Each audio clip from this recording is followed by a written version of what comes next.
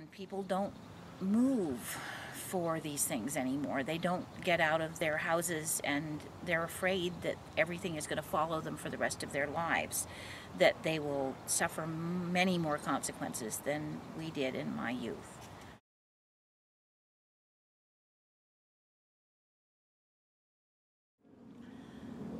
Why don't I go out and protest now?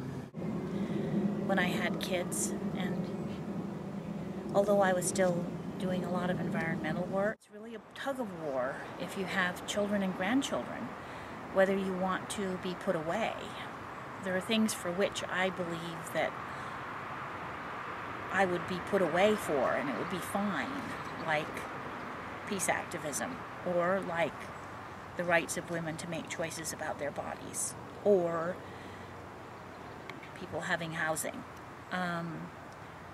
And so I'm keep doing this juggling about when it would be okay to be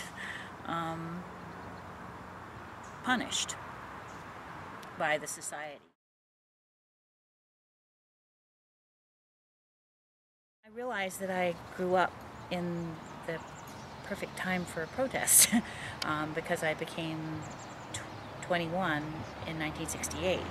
I'd moved to Hawaii at 17 and was a slow starter, even though it was the time of birth control and free love. And at 18 I began a relationship and soon found that there was no available birth control in Hawaii.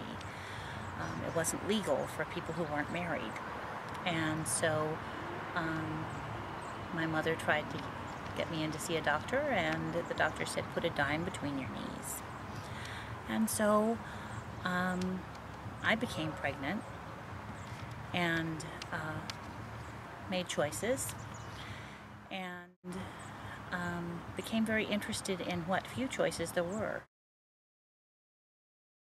I'm just here to say that there's another side to this story other than ending life. If you end life, you have no family to plan for. I have some very personal friends that are good friends of mine that chose to have abortions as young women, and only to discover they could never have a child of their own. And I've heard both of them crying and saying, I wish someone had told me that my chances of being able to have a child after having an abortion would be nothing. They were left with nothing. Hawaii was the first state to legalize abortion in 1970. But during the period of time when I was young, both birth control and abortion weren't available for people with all kinds of problems. And I learned more about it and helped a couple of friends to get illegal abortions, and learned what an unpleasant and dangerous process that was. And I worked for Planned Parenthood from the very beginning of when they came to Hawaii, and went door to door telling people about Planned Parenthood.